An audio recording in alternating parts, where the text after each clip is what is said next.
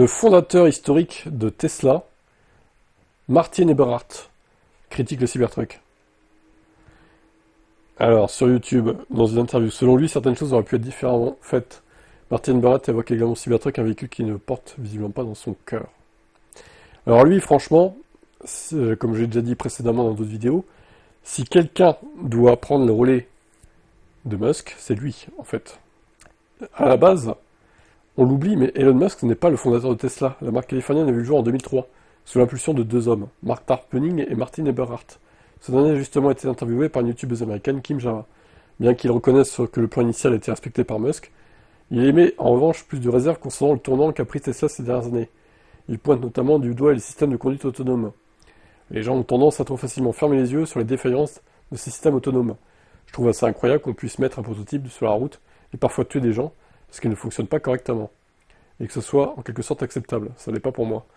Alors, il fait référence au procès qu'a eu Tesla, une peine de 243 millions de dollars en amende à payer pour quelqu'un qui a écrasé deux personnes avec une Model S, alors qu'il était sur son téléphone, le mec, au passage, sous conduite autonome.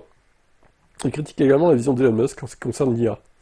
Pour rappel, l'IA maison Grok, désormais intégrée dans les voitures Tesla, a récemment fait parler d'elle et pas pour les bonnes raisons.